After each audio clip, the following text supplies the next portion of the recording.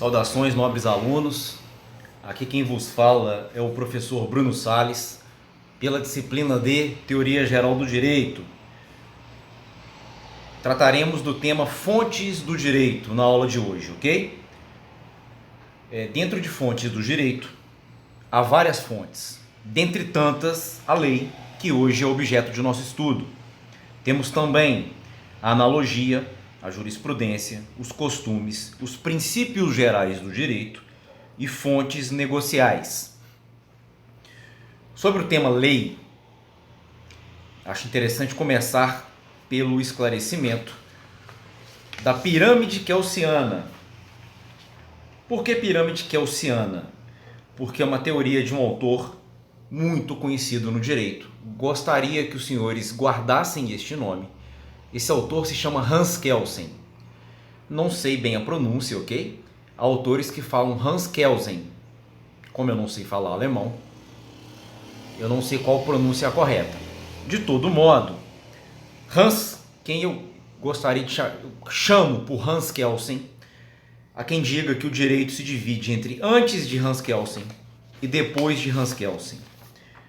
A título de cultura jurídica, Hans Kelsen tinha por cidadania a cidadania austríaca, porém ele não nasceu em solo austríaco, ele nasceu na cidade de Praga, que à época pertencia ao Império Austro-Húngaro, era um grande império, e Hans Kelsen nasceu na cidade de Praga em 1881, faleceu em 1973, foi professor pela Universidade de Genebra, mas ele teve que se exilar.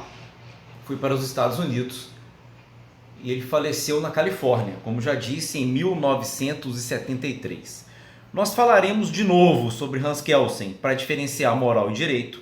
Falaremos de novo de Hans Kelsen para explicar o juspositivismo e depois há um capítulo nos nossos estudos somente para Hans Kelsen. Por ora, eu quero que vocês guardem o nome dele e eu quero que vocês guardem o nome da sua principal obra, que se chama Teoria Pura do Direito. Nesta obra, ele esclarece que direito é somente norma. Prestem muita atenção, direito é somente norma, em momento algum. Hans Kelsen disse que direito é somente lei. Não, lei não é sinônimo de norma, entendam isso por gentileza.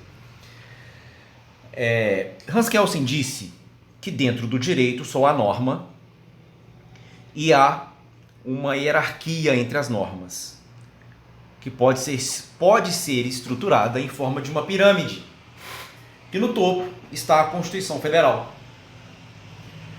Veja, a cada grau que se desce nessa pirâmide, o grau inferior deve obediência a todos os superiores, de tal modo que, se o grau inferior desobedecer o grau superior, ele é inválido.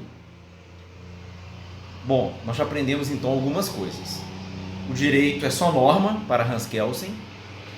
Essas normas se estruturam em forma de uma pirâmide hierárquica. Nós aprendemos também que no topo está a Constituição. E nós aprendemos que os graus inferiores devem obediência aos graus superiores sob pena de invalidade. Outra coisa que Hans Kelsen falou, muito interessante, é que uma norma jurídica somente pode ser invalidada com base em outra norma jurídica. Elementos externos ao direito não têm o poder de invalidar nenhuma norma jurídica. Ou seja, uma norma jurídica só pode ser invalidada com base em outra norma jurídica que lhe é superior, ponto. A moral não interfere no direito. A religião não pode interferir no direito. Convencionalismos sociais não podem interferir no direito. Bom, se no topo está a Constituição Federal, nós temos também no topo os tratados internacionais que versam sobre direitos humanos e foram recepcionados tal qual uma emenda constitucional explicou. A Constituição está no topo e a mesma hierarquia da Constituição tem os tratados internacionais que versem sobre direitos humanos e foram incorporados no direito brasileiro tal qual uma emenda constitucional. Preciso explicar. A Constituição ela não é imutável. Nenhuma norma jurídica é imutável. Por quê? Se as normas jurídicas regem uma sociedade e essa sociedade está em constante mutação, as normas que a regem também deverão mudar para se adequar à realidade social. Logo, a Constituição não é imutável. Porém, o processo de alteração da Constituição, ele é diferente do processo de alteração das demais leis. Ele é mais difícil, ele é mais formal, ele é mais solene. Ou seja, é muito mais difícil, é muito mais complicado alterar uma Constituição a alterar uma lei. Até aqui, ok? Bom, o nome disso é rigidez constitucional. Rigidez constitucional nada mais é que alterar a Constituição é mais difícil do que alterar uma lei comum. Bruno, até aqui tudo bem. Mas e aí? Me explica mais. Como funciona a criação de um tratado internacional? Funciona assim. O presidente da República tem a legitimidade para celebrar um tratado internacional. É ele que representa o Brasil no exterior. O presidente da República é como se ele tivesse dois empregos. Ele é chefe de governo e ele é chefe de Estado. Como chefe de governo, ele cuida de questões internas. Como chefe de Estado, ele cuida de funções internacionais. Há outros sistemas de governo em que essas funções são divididas entre duas autoridades diferentes. No Brasil, elas se concentram numa mesma autoridade, que é o presidente da República. Logo, quem tem a prerrogativa, o poder, a legitimidade de celebrar ou não um tratado internacional? O presidente da República. A partir do momento que ele celebrou, esse tratado vale no Brasil? Não, não vale. Porque ele precisa ser aprovado pelo Congresso, que é o poder legislativo, que é quem cria leis. O Congresso, ele pode rejeitar esse tratado, aí ele não tem validade no Brasil, mesmo o presidente tendo concordado com ele. Ou o Congresso pode aprová-lo. O nome disso é recepção. Se o Congresso aprovar este tratado da mesma maneira que se altera a Constituição, que é o que nós chamamos de emenda constitucional, e esse tratado versar sobre direitos humanos, ele tem hierarquia de Constituição. Porém, se este tratado versar sobre direitos humanos e for recepcionado pelo Congresso da mesma maneira e que se aprova uma lei comum, maioria simples, depois eu explico isso mais à frente, esse tratado ele tem hierarquia supralegal, ou seja, ele está acima da lei, supra-superior. Porém, ele tem hierarquia infraconstitucional, infra-inferior, ele está abaixo da Constituição. Recapitulando, um tratado internacional que versar sobre direitos humanos e for recepcionado da mesma maneira que se altera a Constituição, hierarquia de Constituição. Se este tratado versar sobre direitos humanos e for recepcionado da mesma maneira que se aprova uma lei comum, maioria simples, ele tem hierarquia acima da lei supralegal e abaixo da Constituição infralegal, ocupando o segundo lugar da pirâmide hierárquica. No outro giro, se o tratado não versar sobre direitos humanos, versar sobre um assunto comum, ele terá hierarquia de lei.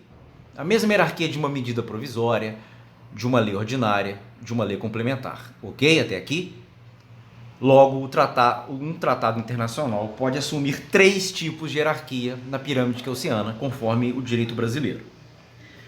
Abaixo desta segunda categoria na pirâmide kelseyana, nós temos as leis. Lei ordinária, lei complementar, medida provisória, os decretos legislativos, que é onde se inserem os tratados internacionais, por exemplo. Todos eles têm a mesma hierarquia. Mais à frente eu explico a diferença de lei ordinária, lei complementar e medida provisória, esclarecendo sobre o processo de construção de cada um deles. O processo de criação de cada um deles, que é o que nós chamamos de processo legislativo. Assunto para aula 2, ok? Abaixo desta terceira categoria da pirâmide gaussiana, nós temos os atos infralegais. O que são os atos infralegais? Estão abaixo da lei, portanto infralegais. Eles servem para regulamentar uma lei. Os atos infralegais, eles não podem versar sobre um assunto novo.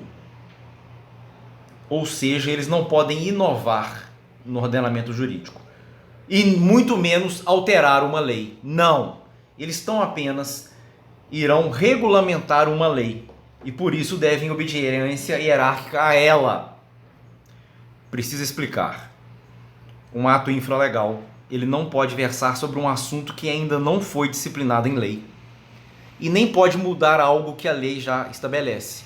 Ele então apenas regulamenta a lei. Explico. Lei de crimes ambientais. Salvo engano, Lei 9.605 ou 9.506, estou em dúvida. Eu sei que ela é de 1996 e trata dos crimes ambientais. Dentre tantos crimes, nós temos o de efetuar a pesca durante o período proibido, o período do defeso. É o período que os peixes se reproduzem. Claro, né? Se você pescar os peixes em época de reprodução, chegará uma época que não haverá mais peixes. Deixa o peixe reproduzir, depois que ele se reproduzir, ele pode ser pescado. Não há tanto impacto ambiental. Bruno, que período é esse? A lei de crimes ambientais não estabelece. Mesmo porque todo ano esse período é diferente. Segundo me explicaram, esse período varia de acordo com as chuvas, com as estações, com a lua, nem sempre coincide uma coisa com a outra, enfim. Há um órgão técnico, o IBAMA, que através de estudos, a cada ano eles editam um documento para regulamentar essa lei de crimes ambientais, para dizer que naquele ano, qual é o período proibido da pesca. Fora do período proibido, a pesca não é crime. Dentro do período proibido, a pesca é crime. Ou seja, este ato infralegal tão apenas regulamenta a lei, sem alterá-la. Outro exemplo, o Estatuto do Desarmamento. Pelo Estatuto do Desarmamento, qualquer cidadão, se preencher alguns requisitos, pode ter uma arma na sua casa, ou no seu comércio, ou na sua indústria. Vejam, você não pode sequestrar arma na rua. Mas que tipo de arma, Bruno? Armas de calibre permitido. Há armas de calibre proibido e há armas de calibre permitido.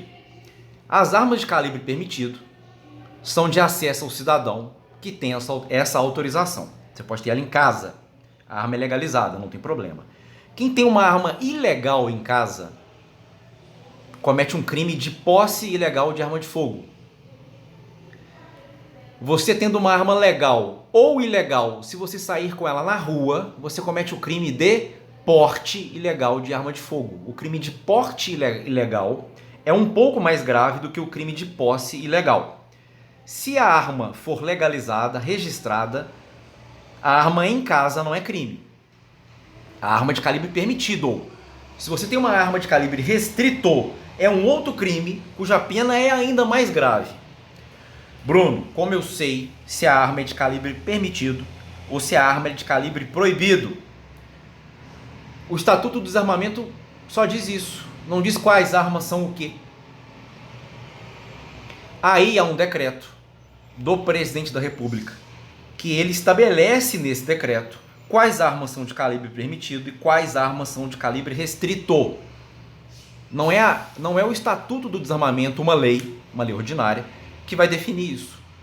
É um ato que a regulamenta. E o presidente ele pode mudar os tipos de arma que são de calibre permitido ou de calibre proibido, que nós chamamos também de calibre restrito, com um simples documento que ele faz E esse documento não precisa passar pelo Congresso. Esse documento não é aprovado pelo Congresso. O presidente faz, assina e ponto. Porque é um ato infralegal. Ele tão apenas vai regular uma lei que já existe. Vocês entenderam os atos infralegais? Espero que sim. Bom, essa foi nossa aula de hoje. Ok? Parece que a outra aula não ficou muito boa, tinha um barulho no fundo. Já vou até explicar. Era a bomba do meu aquário. Desliguei a bomba do aquário. Os peixinhos estão sem ar por causa disso, tá? Saibam disso, meus peixes estão sem ar. Tive que desligar a bomba do aquário, que é muito barulhenta. Desliguei o ar-condicionado, que é muito barulhento. E eu estou sentindo calor para gravar essa aula. Brincadeira, pessoal. Vocês lembram, né? Da caneta da NASA e do lápis dos russos. Os americanos gastaram uma fortuna numa pesquisa, já expliquei isso em sala de aula, para desenvolver uma caneta que funcionasse no espaço. Lá não tem gravidade, a caneta é esferográfica. Se não tiver gravidade, ela não funciona. Mesmo porque no espaço há variações de pressão e temperatura, por isso que os astronautas usam aquela roupa para se proteger, que nenhuma caneta resistia à época. A NASA gastou uma fortuna em pesquisas científicas para desenvolver uma caneta que funcionasse no espaço. Demoraram muito tempo para isso. Nenhuma caneta de marca, que são joias, algumas de ouro com diamantes e coisa e tal, uma Montblanc, a preferida dos colecionadores, nenhuma delas chega ao preço dessa caneta da NASA. Caneta tecnológica. O que os russos fizeram? Levaram um lápis. Às vezes o que é simples e eficiente é melhor do que é complexo e eficiente. De todo modo, não gostaram do vídeo, acharam muito rudimentar. Eu estou gravando esse vídeo aí com um slidezinho bem simples no fundo. Estou aprendendo os próximos. Eu quero ver se eu monto com esquema, com mapas mentais, ok? Minha cara no vídeo não é necessária, ok? Nem bonito eu sou, ainda sou narigudo, com essa câmera de frontal fica pior ainda, tá bom, pessoal? Mas eu vou tentar melhorar os próximos, tá? Pelo menos sob o ponto de vista de recursos midiáticos. Acredito que em conteúdo jurídico a aula ficou legal, tudo bem? Caso não tenha ficado, caso vocês não tenham entendido alguma coisa, me interpelem no fórum, por favor. Fiquem à vontade para se dirigir a mim diretamente, sem problema nenhum, para qualquer crítica ou sugestão. Inclusive para quem entende aí desses aplicativos, se quiser me dar dica também, eu aceito, tá bom? Eu aprendo muito com o aluno, ensino alguma coisinha, aprendo bastante. Gosto desse contato com a moçada, com a juventude. Eu me renovo, me atualizo, tá bom? Então o fato de vocês não terem gostado não tem problema nenhum. É bom que me dá um choque de realidade. A gente tem que se adequar, senão a gente fica para trás, tá bom? Alguém vem e toma meu lugar e eu não quero isso. Eu gosto muito da aula, preciso da aula. Faz bem para minha saúde mental, para o meu espírito, para o meu ânimo. Eu preciso disso. Essa delegacia aqui só tem miséria, podridão, tragédia, tristeza. É na faculdade que eu lavo, que eu limpo a minha alma. Logo eu preciso muito disso e tenho que me adaptar às novas tecnologias. Quem entender e souber e puder me ajudar, eu aceito. Críticas e sugestões também, ok? Não tem problema nenhum nisso, não tem nenhum constrangimento. Grande abraço para vocês, até o fórum.